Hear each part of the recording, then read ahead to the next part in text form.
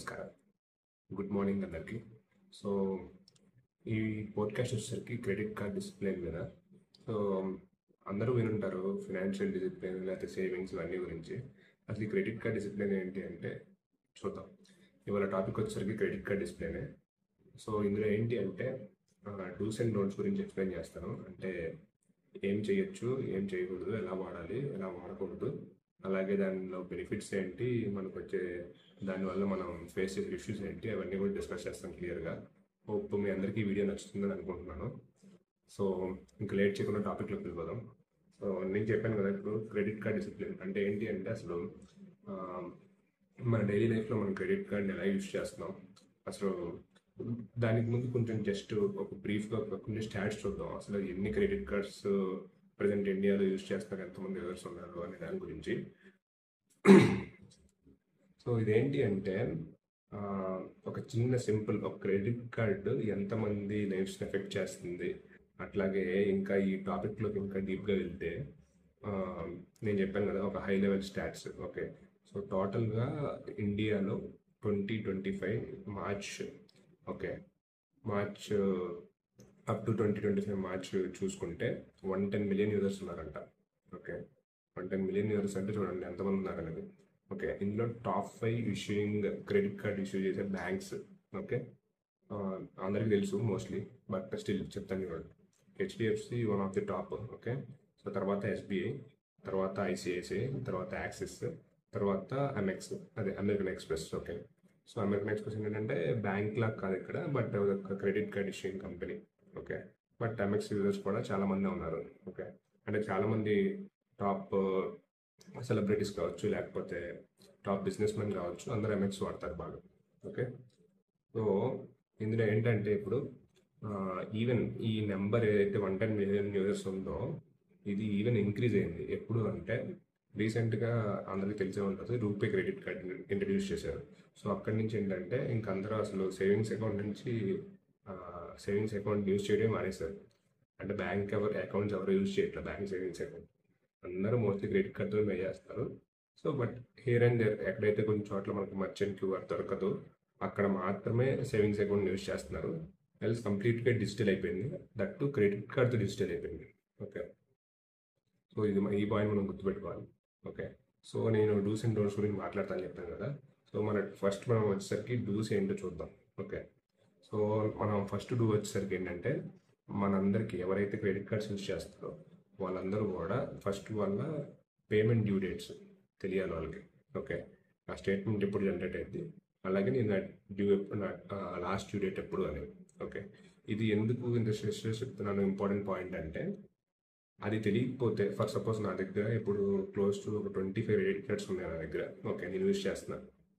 నాకు మోస్ట్లీ అన్ని డేట్స్ గుర్తున్నాయా అంటే అట్లీస్ట్ నాకు 20 అయితే గుర్తున్నాయి, ఎందుకంటే నేను 20 యాక్టివ్ యూజ్ చేస్తున్నాను. ఓకే, సో నాకు ఒక మంచి అండర్స్టాండింగ్ ఉంది, అంటే ఏ క్రెడిట్ కార్డ్ ఎప్పుడు యూజ్ చేయాలి, దేనికి పనికి వస్తుంది, దేని స్టేట్మెంట్ డేట్ ఎప్పుడు జనరేట్ అయింది, మనం పర్చేస్ ఏమైనా పెద్ద చేయాలంటే స్టేట్మెంట్ జనరేట్ అయిన తర్వాత ఎప్పుడు చేయొచ్చు. ఇవన్నీ ఏంటంటే నాకు ఇంటర్నల్గా నాకు మైండ్లో క్యాలిక్యులేషన్స్ ఉన్నాయి, ఎందుకంటే నేను daily in and out use చేస్తాను. అలాగే నేను అన్నిటిని నోట్ చేస్తాను. ప్రతి క్రెడిట్ కార్డ్ ఫర్ సపోజ్ ఇవాళ నేను వెళ్ళి ఒక హెచ్డిఎఫ్సి క్రెడిట్ కార్డ్తో ఒక 500 బై చేశాను అనుకోండి, నేను దాన్ని లిస్ట్ చేస్తాను. ఎందుకు అంటే నాకు ఇప్పుడు మంత్ ఎండ్ వచ్చేసరికి నేను ఎంత వాడానని నాకు తెలియకపోతే, నేను ఎంత స్పెండ్ చేస్తున్నాను అనేది నాకు ఒక అవగాహన లేకపోతే అది అసలు ఇంకా కంట్రోల్లో ఉండదు. దానికోసం అట్లాగేంటంటే ఇంకా లిమిట్ చేయడం గురించి. ఓకే, అట్లాగే నేను క్రెడిట్ కార్డు ఎందుకు యూజ్ చేసే సేవింగ్స్ అకౌంట్ యూజ్ చేయకుండా అనే దానికి కూడా ఒక రీజన్ ఉండాలి కదా. ఊరికే ఎందుకు క్రెడిట్ కార్డ్, నా దగ్గర డబ్బులు ఉన్నాయి బట్ స్టిల్ నేను ఎందుకు క్రెడిట్ కార్డ్ యూజ్ చేసి పే చేయాలి. సో అందులో ఏంటంటే నాకు రివార్డ్స్ వస్తున్నాయి. ఓకే, ఫర్ సపోజ్ అంటే అన్నిసార్లు రావు, బట్ స్టిల్ ఏదో ఒక ఛాన్స్ అప్పుడు అట్లీస్ట్ నాకు 500 ఒక 5 రూపీస్ వస్తున్నాయంటే నేను ఆ 5 రూపీస్ని ఎందుకు లూజ్ చేసుకోవాలి, అంతే కదా. దట్టు నాకు 45 డేస్ మంచి టైం వస్తుంది రీపే చేయడానికి. సో అది నాకేంటంటే నేను ఇప్పుడు యూజ్ చేసుకుంటా, ఒక 45 డేస్ దాకా గ్రేస్ పీరియడ్ ఉంటుంది, దాన్ని కూడా నేను యూజ్ చేసుకుంటా, బట్ నేను పంక్చువల్గా పే చేస్తాను. ఓకే, అందరికీ ఏంటంటే డేట్స్ గుర్తుండవు అన్నీ ఏంటంటే చాలా చిరాకు ఉండవు కూడా. సో అందుకనే ఏంటంటే మనం లైఫ్ యూజ్ చేయడానికి చాలా యాప్స్ ఉన్నాయి. ఓకే, అందులో one of the most popular app ఏంటంటే క్రెడ్. ఓకే, నేనైతే క్రెడిట్ని రికమెండ్ చేస్తాను. ఎందుకంటే ఇప్పుడు అయితే ఇంకా అప్డేట్ అయింది బాగా. మన సేవింగ్స్ అకౌంటే కాదు, క్రెడిట్ కార్డ్స్ కాదు, అన్నిటిని కూడా మనం ఏమైతే స్పెండ్స్ చేస్తామో అన్నిటిని కేటగరైజ్ చేస్తుంది, సమ్ డాష్ బోర్డ్లో చూపిస్తుంది. అంతా కూడా బాగుంది. అలాగే మనకి డ్యూ డేట్స్ కూడా ఎప్పటికప్పుడు రిమైండ్ చేసిద్ది. ఓకే, ఈవెన్ త్రూ వాట్సాప్, లేదంటే మీకు మెసేజ్ వస్తుంది, లేదంటే నోటిఫికేషన్ ఒకటి వస్తుంది ఇన్ కేస్ ఆన్ చేసుకుంటే. ఓకే, సో అందరూ కూడా జస్ట్ చెక్ చేయండి. క్రెడిట్ అయితే బాగుంటుంది. క్రెడిట్ ఏంటంటే ఇంతకుముందు ఓన్లీ క్రెడిట్ కార్డ్స్ పర్టైనింగ్ ఉండేది, బట్ ఇప్పుడు ఏంటంటే ఎప్పుడైతే వాళ్ళు ఈ సేవింగ్స్ అకౌంట్ ఇంట్రడ్యూస్ చేసి ఈ యూపీఐ పేమెంట్స్ అన్ని చేశారో తర్వాత బాగా ఇదైంది. ఈవెన్ క్యాష్ బ్యాక్స్ కూడా ప్రొవైడ్ చేస్తుంది ఇనీషియల్గా. స్టిల్ డేట్ ఈవెన్ కూడా నాకు తెలిసి క్రెడిట్ కార్డ్ని అదే క్రెడిట్తో వేస్తే ఏంటంటే స్కాన్ చేసి పే చేస్తే ఖచ్చితంగా క్యాష్ బ్యాక్ అయితే వస్తుంది. ఓకే, సో ఇంకా చాలా పాయింట్స్ ఉన్నాయి డిస్కస్ చేయడానికి. ఫస్ట్ ఇదే చెప్పాను కదా, పేమెంట్ డ్యూ డేట్స్ చూసుకోండి. తర్వాత మన స్టేట్మెంట్స్. ఓకే, ఎవ్రీ మంత్ ఏంటంటే నాకు ఇప్పుడు నా నెంబర్స్ ఎంత అయితే అంత, ఫర్ సపోజ్ నేను ఒక 20,000 ఒక కార్డులో వాడాను, so and so card. So ఆ కార్డు పక్కన నేను ఆ నెంబర్ రాసుకుంటా. బట్ స్టిల్ ఓకే, ఇప్పుడు రేపు ఏంటంటే మీ వైఫ్ లేకపోతే ఇంకొకళ్ళు లేకపోతే మీకు ఏమీ డౌట్ వచ్చింది, అసలు నేను యూజ్ చేసిన నెంబర్ 20K అని చెప్పేసి.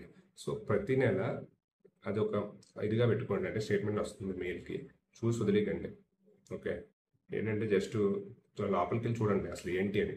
అంటే మీకు తెలుస్తుంది అంటే నా స్పెండ్స్ ఎక్కడ ఎక్కువ ఉన్నాయి లేకపోతే తక్కువ ఉన్నాయి అనేది. అది కూడా మీకు ఏంటంటే బాగా ఎఫెక్ట్ అవుతుంది బిజినెస్కి. ఓకే, అలాగే నేను ఫస్ట్ నుంచి ఇది ఏంటంటే చాలా ఇంపార్టెంట్ పాయింట్, చాలా మంది తెలియదు కూడా. ఇది ఏంటంటే మినిమం పేమెంట్ డ్యూ అంటారు అనమాట. సో చాలా మందికి తెలియక ఏంటంటే నాకు ఫర్ సపోజ్ ఒక 50,000 వాడాను. ఓకే, నా మినిమం డ్యూ వచ్చేసరికి నాకు తెలిసి దాంట్లో అంత పర్సంటేజ్ ఉంది. ఓకే, హార్డ్లీ సరే 500 అనుకుందాం. 50,000 500 పే చేయమంటుంది. ఓహో, మరేమో 50,000 యూస్ చేసుకుంటే నేను 500 పే చేయమంటుంది. 500 పే చేస్తే ఈ మంత్కి నాకు ఇష్యూ ఏమి ఉండదు అని మరి అనుకుంటారు. అంటే అది ఒక ఫాల్స్ అజంప్షన్. బట్ అసలు credit card minimum due pay చేయడం అనేది నన్ను అడిగితే అదొక financial crime. Crime in the sense అది మనకే ఎఫెక్ట్ అవుతుంది. అసలు ఇది ఎలా ఎఫెక్ట్ అవుతుందంటే మీరు ఎన్ని సంవత్సరాలు ఆ డ్యూ పే చేసినా మీ అవుట్ స్టాండింగ్లో హార్డ్లీ ఒక 3 years మీరు డ్యూ పే చేస్తే ఒక 50,000 అవుట్ స్టాండింగ్ బ్యాలెన్స్ నాకు తెలిసి హార్డ్లీ ఒక 47,000 వస్తుందేమో, రావచ్చు. ఓకే, అదేంటంటే జస్ట్ ఊరికినే మీకు మెయిన్ అమౌంట్ని తప్పించుకోవడానికి అంతే. అందులో చాలా అంటే చాలా ఇంట్రెస్ట్ చార్జెస్ ఉంటాయి. సో ఇందులో ఏంటంటే బ్యాంక్ టు బ్యాంక్ అది ఏపీఆర్ అంటారు. అది వేరీ అవుతూ ఉంటుంది అనమాట. ఒక్కొక్క బ్యాంక్ ఒక్కొక్కలా ఉంటుంది. ఓకే, ఫర్ సపోజ్ మీ దగ్గర నిజంగానే మనీ లేవు, తెలియక వాడేశారు, ఒకవేళ ఫస్ట్ టైం యూస్ చేస్తున్నారు, మీరేంటంటే మీ క్రెడిట్ కార్డ్ కస్టమర్ కేర్కి కాల్ చేసి నాకు ఇలా తెలియదు, సో నాకేంటంటే కొంచెం తక్కువ ఏపీఆర్ వేయండి, పర్సంటేజ్ డిక్రీస్ చేయండి, నేను పే చేయలేకపోతున్నాను, లేదంటే ఏంటంటే ఇంకా నేను డిఫాల్టర్కి వెళ్ళిపోతాను, సో నాకు నా వల్ల కావట్లేదు చేయడానికంటే ఖచ్చితంగా రిడ్యూస్ చేస్తారు.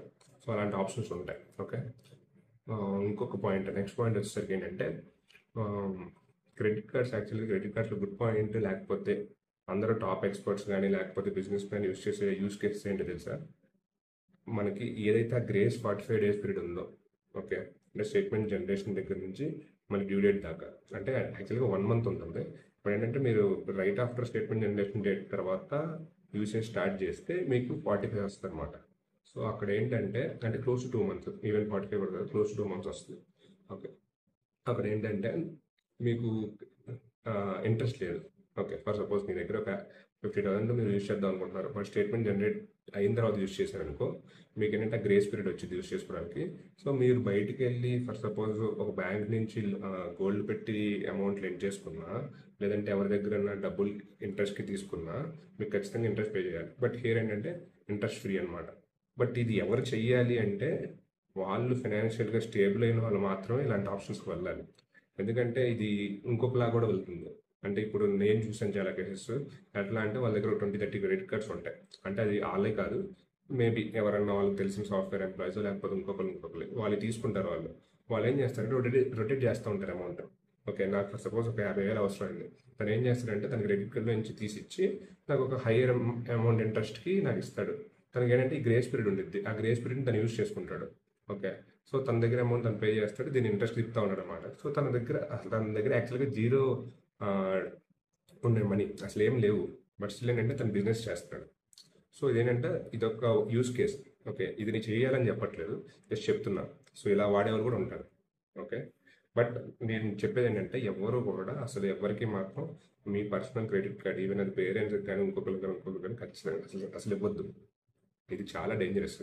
ఎందుకు అంటే ఇప్పుడు తెలుసో తెలియకో మీ పేరెంట్స్కి ఇచ్చి మీరు వాళ్ళు మీ డెబిట్ కార్డ్ యూజ్ చేసి క్రెడిట్ కార్డ్ యూజ్ చేసి కనుక అమౌంట్ విత్డ్రా చేస్తే దాని ఛార్జెస్ మామూలుగా ఉండవు. ఓకే, ఒకటి విత్ రెస్పెక్ట్ మళ్ళీ దానికి ఇంక్లూడింగ్ జిఎస్టీ కూడా ఉంటుంది బోనస్గా. ఓకే, అసలు క్రెడిట్ కార్డ్ విత్డ్రాల్స్ అసలు ఒకవేళ పొరపాటున ఏదైనా ఫ్రీ విత్డ్రాల్స్ తప్ప ఎలాంటి ఏం చెప్పినా అస్సలు వినొద్దు. అదంతా కూడా ట్రాష్ అనమాట.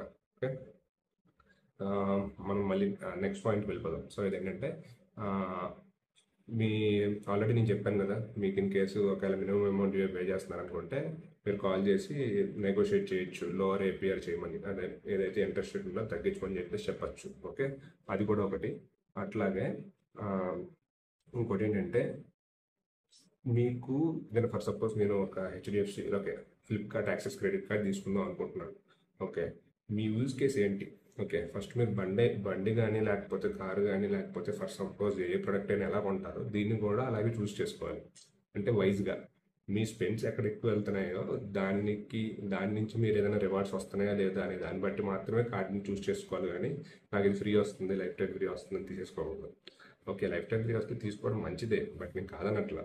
బట్ ఏంటంటే ఇప్పుడు in case for suppose Flipkart access అనేది మంచి పాపులర్ కార్డు. ఓకే, మీరు ఎప్పుడో ఆన్లైన్ షాపింగ్ సంవత్సరానికి ఒకసారి చేస్తారు. సో దానికోసం మీరు కార్డు తీసుకుని ఇయర్లీ 500 యాన్యువల్ మెయింటెనెన్స్ పే చేయడం ఎందుకు చెప్పండి? వేస్ట్ కదా. జస్ట్ మీరు ఎవరి దగ్గరైనా బాగా తీసుకోవచ్చు. ఎందుకంటే అందరి దగ్గర ఉంటాయి. నన్ను అడిగితే చాలా అంటే మోస్ట్లీ సాఫ్ట్వేర్ ఎంప్లాయీస్ దగ్గర అయితే ఎవరి దగ్గర క్రెడిట్ కార్డ్ యూజ్ చేయని వాళ్ళు నేను చాలా తక్కువ 90% యూజ్ చేస్తారు, 10% మాత్రం యూజ్ చేయరు. ఓకే, నేను డ్రాబ్యాక్స్ అన్నీ కూడా తర్వాత చెప్తాను. ఇప్పుడు ఏంటంటే డూస్లో చూడండి, అంటే ఎలా చేస్తే మనం దాన్ని ఎఫెక్టివ్గా యూజ్ చేసుకోవచ్చు అనే కేసెస్ అనమాట. ఓకే, ఇది ఇంకోటి ఏంటంటే ఏదైతే మీరు క్రెడిట్ కార్డ్స్ తీసుకుంటారో ఇన్ కేస్ అవి లైఫ్ టైం ఫ్రీ అయితే మాత్రం అస్సలు క్లోజ్ చేయదు. మీకు క్రెడిట్ కార్డు సిబిల్ స్కోర్ ఎలా ఇంక్రీజ్ అయింది అంటే మీకు మీ క్రెడిట్ కార్డ్ ఏజ్ ఫ్యాక్టర్ని కూడా కన్సిడర్ చేస్తారు. అంటే ఫర్ సపోజ్ నేను నా ఫస్ట్ క్రెడిట్ కార్డ్ వచ్చేసరికి అరౌండ్ 2017లో తీసుకున్నాను. ఓకే, జాబ్ జాయిన్ అయినప్పుడు. సో అప్పటి నుంచి నేను ఇప్పుడు దాకా ఒక కార్డ్ యూజ్ చేస్తున్నాను. దానివల్ల ఏంటంటే నా సిబిల్ ఇంప్రూవ్ అయింది. ఓకే, దానిలో నేను ఇయర్లీ చాలా ట్రాన్సాక్షన్ చేస్తుంటా, బట్ నేను కార్డు హోల్డ్ చేస్తున్నాను కదా, సో దానివల్ల కూడా నా సివిల్ ఇంప్రూవ్ అయింది. సో మీరు కూడా ఏంటంటే ఊరికే తీసుకొని నా వాడట్లేదని చెప్పేసి క్లోజ్ చేసేదంటే అసలు చేయొద్దు. ఒకవేళ అలాంటి కేసే ఉంటే అసలు మీరు తీసుకోవద్దు, అది బెటర్. ఓకే, తర్వాత ఇంకోటి ఏంటంటే రివార్డ్ ప్రోగ్రామ్. ఓకే, సో యాక్చువల్గా క్రెడిట్ కార్డ్స్ అసలు అంటే అందరూ ఎందుకు అట్రాక్ట్ అవుతున్నారు క్రెడిట్ కార్డ్స్ అంటే మెయిన్లీ రివార్డ్స్ చూసే. ఓకే, బట్ రివార్డ్స్ ఏంటంటే చాలా మందికి తెలియదు. అంటే ఏంటంటే ఏదన్నా వచ్చేసిద్ది, లేకపోతే దేంట్లో స్వైప్ చేసినా వచ్చింది, ఎంత వచ్చింది అని అనుకుంటారు. ఓకే, మీరు యాక్చువల్గా కొంచెం డీప్ వెళ్ళి వాళ్ళ terms and conditions offer details చూస్తే దాంట్లో ఏంటంటే దేనికి ఎంత చేయాలి, అలాగే దేని మీద అప్లై అవుతుంది, ఎంఐసిఆర్ కోడ్స్ అంటారు అన్నమాట వీటిని. సో అన్నిటికీ ఉంటాయి. సో డిఫరెంట్ ఎంఐసిఆర్ కోడ్స్ ఉంటాయి. ఒక్కొక్క ట్రాన్సాక్షన్ బట్టి ఆ ఎంఐసిఆర్ కోడ్లో ఫాలో అయింది. అండ్ ఫర్ సపోజ్ 2 ట్రాన్సాక్షన్స్ ఒక దాంట్లో ఫాలో అవుతాయి. అలాగే గవర్నమెంట్కి సంబంధించిన income tax, house tax, water tax అయిన పేమెంట్స్ అవన్నీ ఒక దాంట్లో ఫాలో అవుతాయి. సో ఇలా ఏంటంటే సెగ్రిగేట్ చేశారు. ఇంతకుముందు ఏంటంటే ఇంత లేదు. ఓకే, ఇది అంతా ఎందుకు వచ్చిందంటే నేను చెప్తున్నాను కదా, ఇప్పుడు చాలా మంది బయట ఏం చేస్తారు, ఫర్ సపోజ్ షాప్స్ ఉన్నాయి, ఒక ఈ సేవనో మీ సేవ, వాళ్ళందరూ మంచిగా క్రెడిట్ కార్డ్స్ యూజ్ చేసుకుని రివార్డ్స్ తెచ్చుకుంటారు. మీరేమో వాళ్ళకి నార్మల్గా మనీలో పే చేస్తారు, వాళ్ళేమో దాన్ని ఇలా తెలివిగా యూజ్ చేసుకుంటారు.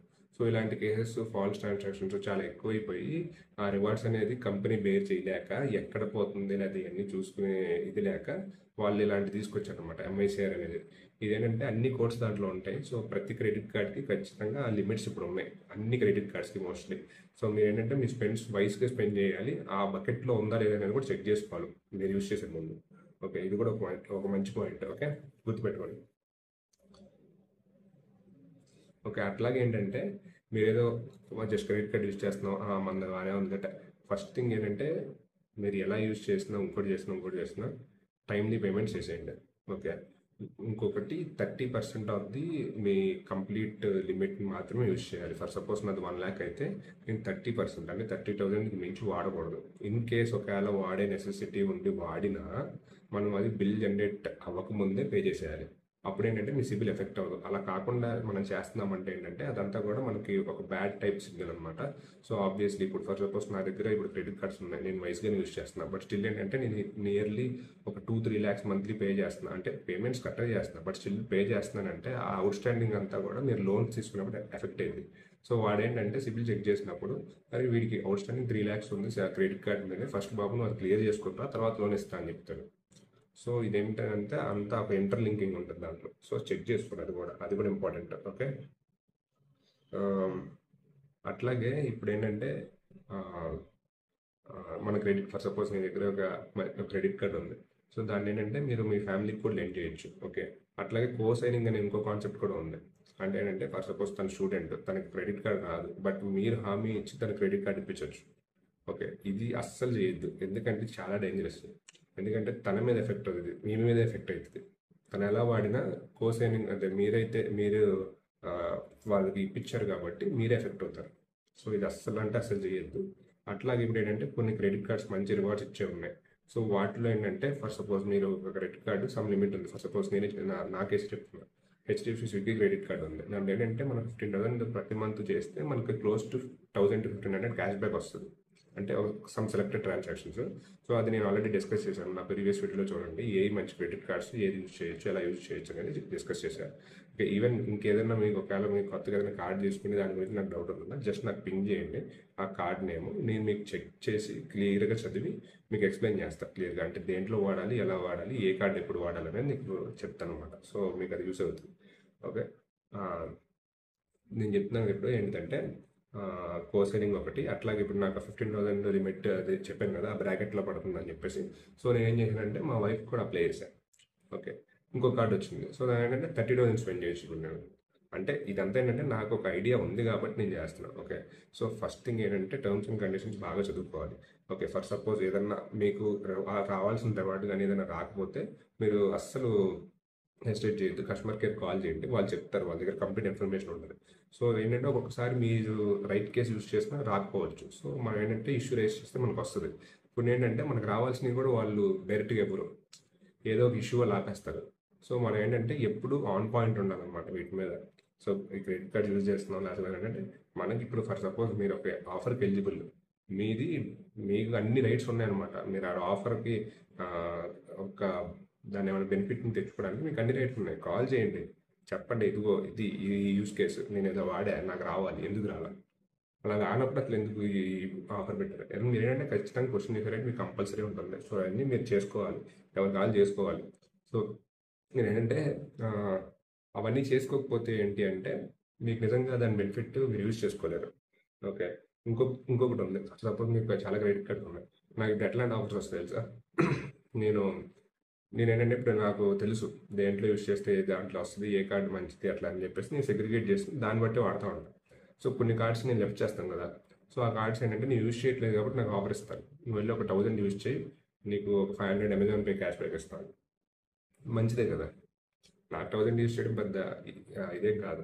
సో ఏంటంటే నాకు బట్ అది ఆఫర్ వస్తుంది అనేది యూజ్ చేస్తాను, ఎందుకంటే దాంట్లో నాకు 500 బ్యాక్ వస్తుంది. ఓకే, మంచిదే కదా, యూజ్ చేసుకోవచ్చు.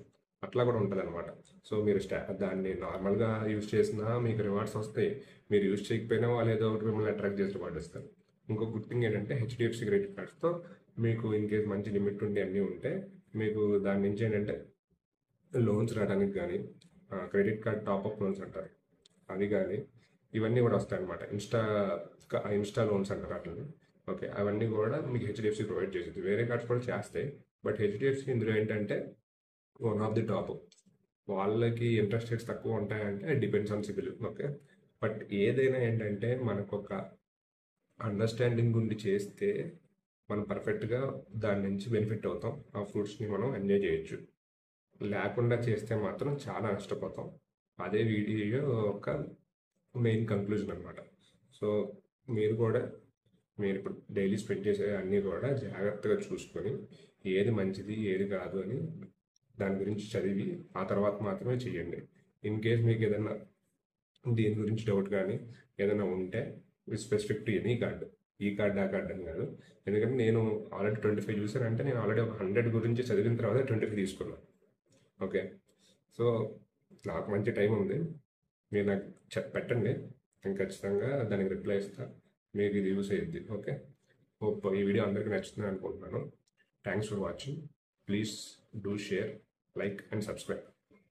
బాయ్. జై హింద్.